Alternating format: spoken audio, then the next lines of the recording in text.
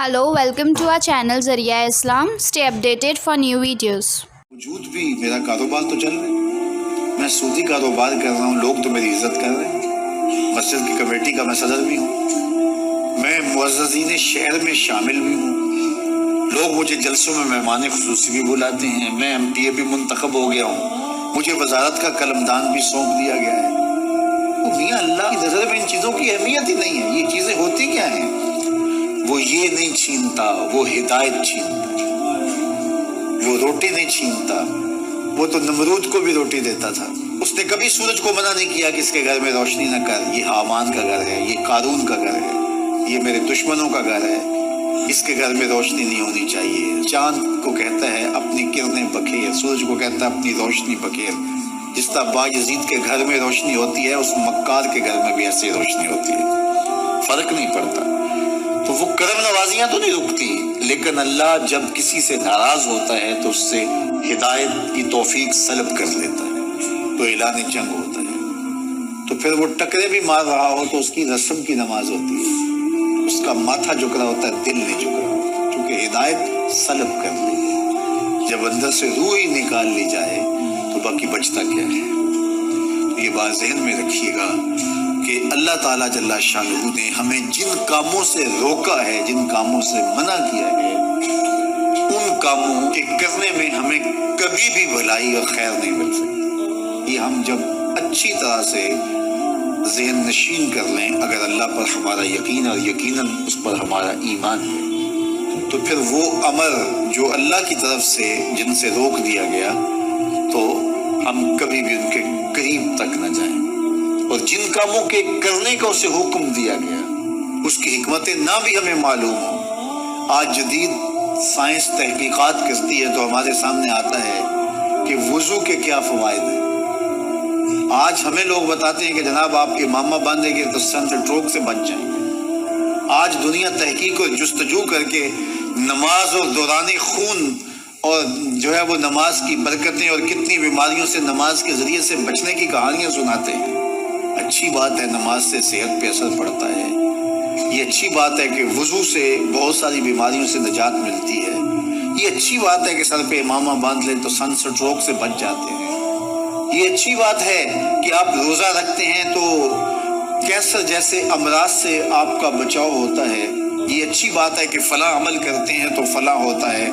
लेकिन साहिब, हम सनस्ट्रोक से बचने के लिए इमामा नहीं बांधते, हम मोहम्मद रबी की अदा के लिए बांधते हैं।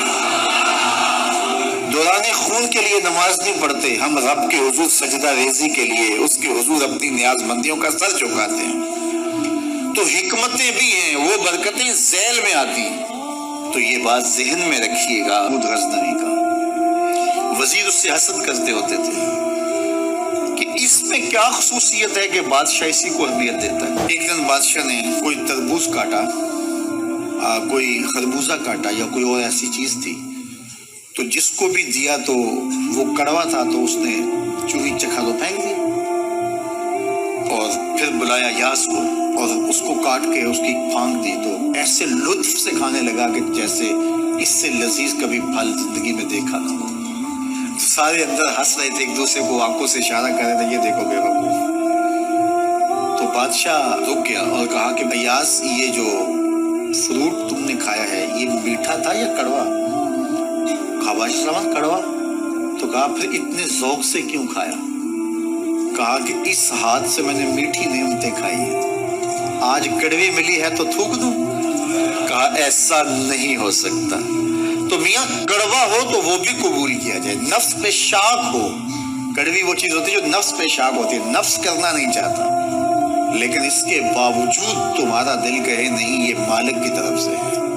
सख्त सर्दी है, गर्मी की शिद्दत है, पानी ठंडा है और मौसम सर्द है, पानी गर्म है, रात का पिछला पहर है, थके हुए हैं, लेकिन आप इसके बावजूद भी अपने रब के हुक्म को बचा लाते हैं। नफ्स पे शाक है, लेकिन सीने में ठंड ही नहीं पड़ती जब उसके हुजूर सजदा रेज़ी नहीं कर लेते। तो उसके हुक्मों को बचा लाना और अपने नफ्स को पीछे कर देना और अपनी ख्वाहिशात के गले पे छुरी फेर देना और मालिक की रज़ा में अपने आप को गुम कर देना, यही जिंदगी और यही बंदगी है। तो اس لیے مجھے اور آپ کو اس بات پہ غور اور تدبر کرنا چاہیے کہ ہم اس مختصر زندگی کو اللہ کے احکام کی مطابقت میں گزارنے کا عزم کریں۔ وہ بات چھوٹی سے چھوٹی ہو یا وہ بات بڑی سے بڑی ہو، وہ احکام ہماری زندگی کے اندر نافذ العمل ہو۔ میں پھر وہ بات کہوں گا جو بار بار کہتا ہوں کہ میرے بزرگ ہم سے کہا کرتے تھے، یہ نہ ہو کہ لوگ تمہیں پوچھے تم کون ہوتے ہو اور تمہیں بتانا پڑے کہ ہم مسلمان ہوتے ہیں۔ فرمایا کرتے تھے صاحب نہ کسی کو پوچھنا پڑے نہ تمہیں بتانا پڑے، تمہاری وضاحت، تمہارا طرز زندگی، تمہارا انداز معاشرت ایسا خوبصورت ہو، تم دور سے آ رہے ہو لوگ پہچان کے کہیں وہ دیکھو محمد عربی کا غلام آ رہا۔ تم شکل سے پہچانے جاؤ، تم کردار سے پہچانے جاؤ، تم وعدے سے پہچانے جاؤ۔ کتاب کا نام ہے بشر الکئیم فی لقاء الحبیب۔ حضور علیہ السلام کی ملاقات کے حوالے سے یہ کتاب امام سیوطی علیہ رحمہ کی مصنفہ ہے۔ اس میں ایک واقعہ انہوں نے لکھا کہ ایک شخص قبر میں اترا اور نکیرین آئے اور سوال و جواب کا سلسلہ کیا، من ربوں کا، ما دینوں کا۔ اچھا، اس کی داڑھی میں چند بال سفید تھے جن کو وہ مہندی لگایا کرتا تھا۔ تو جب منکر نے کہا کہ من ربوں کا، تو نکیر نے اس کا ہاتھ پکڑ کے پیچھے کھینچتے ہوئے کہا اس سے سوال پوچھ رہے ہیں تو دیکھ نہیں رہا اس کی داڑھی میں اسلام کا نور چمک رہا ہے، اس کی داڑھی میں اسلام کا اجالا تمہیں دکھائی نہیں دے رہا، تو تمہاری وجہ کرتا ہی ایسی ہو کہ فرشتے بھی دیکھیں کہ یہ حضور کا غلام آ رہا ہے۔ اللہ کے ذکر سے رخ پھیر لے، اللہ کی یاد سے رخ پھیر لے، اللہ کے دین سے اعراض کرے، تو پھر خدا شناسی، قناعت، توکل اور اعمال خیر تو اس سے چھن ہی جائیں گے، اس کو خود فراموشی کے عذاب میں مبتلا کیا جائے۔ اور قرآن مجید نے ایک دوسرے مقام پہ ارشاد فرمایا وَلَا تَكُونُوا كَالَّذِينَ نَسُوا اللَّهَ فَأَنسَاهُمْ أَنفُسَهُمْ، ان لوگوں کی طرح نہ ہو جانا جنہوں نے رب کو بھلا دیا، وہ بھول گئے، اپنے رب کو بھول گئے، غفلت ایسی طاری ہوئی، سویر سے لے کر شام تک اور شام سے سویر تک دنیا اور دنیا ہی مقصد حیات بن گیا۔ دنیا میں آئے کس لیے تھے، مقصد کیا تھا، بھول گئے۔ میلہ دیکھنے کے لیے آئے تھے، گھر کا راستہ بھول گئے۔ اللہ اکبر۔ فرمایا تم ان لوگوں کی طرح نہ ہو جانا۔ پھر اللہ نے انہیں سزا کیا دی، رزق کے دروازے بند کر دیے؟ نہیں۔ ان کی سانسیں چھین لی؟ نہیں۔ سورج کو حکم دے دیا اس کے آنگن میں روشنی نہ بھیجنا؟ نہیں۔ چاند کو چاندنی بکھیرنے سے روک دیا؟ نہیں۔ آب و ہوا روک دی گئی؟ نہیں۔ انہیں کیا سزا ملی جنہوں نے رب کو بھلا دیا؟ فرمایا فَأَنسَاهُمْ أَنفُسَهُمْ، اللہ نے انہیں ان کی ذاتوں سے انہیں بے خبر کر دیا۔ جو خدا فراموش ہوئے وہ خود فراموش ہو گئے، انہیں اپنے آپ سے ہی آگاہی نہ رہی۔ اور مجھے بتاؤ جسے یہ بھی نہ پتا ہو کہ میں کون ہوں، اپنی شناخت بھی جو بھول جائے، اس کے پلے ہوتا کیا ہے؟ اقبال نے کہا تھا نا، اپنے من میں ڈوب کر پاجا سراغے زندگی، تو میرا نہیں بنتا تو نہ بن، اپنا تو بن۔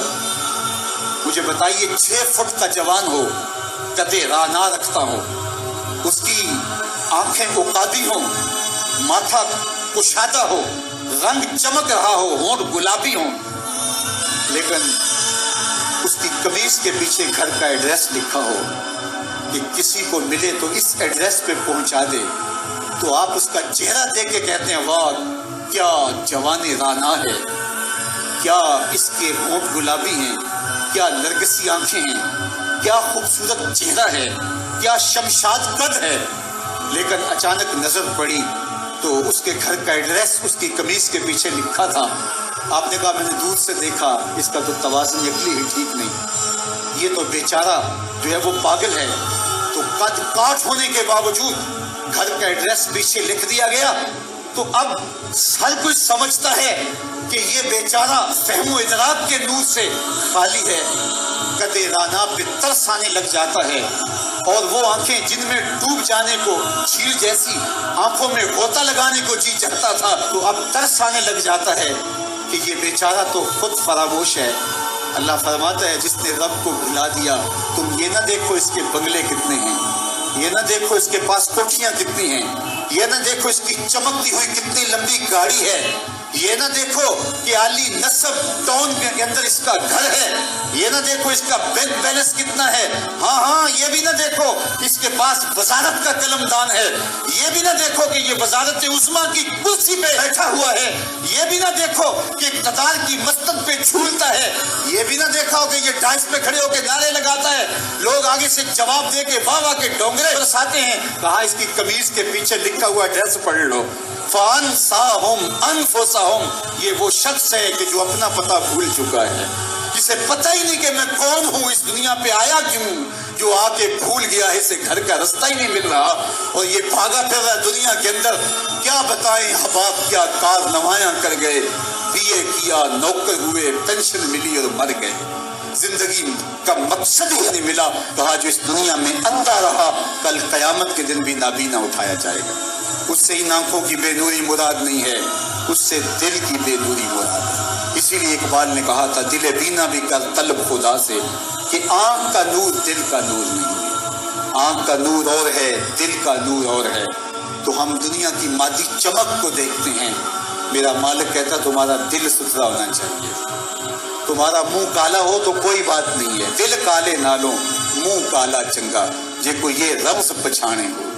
اصل تو دل کی پاکیزگی ہے اور دل رب کے ساتھ وابستہ ہو، اس کے رسول کے ساتھ وابستہ ہو۔ تو جس نے اللہ کے دین سے رخ پھیرا، اعراض کیا، تو پھر اس کا نتیجہ کیا ہو کہ اس کی زندگی تلخ ہو جائے گی۔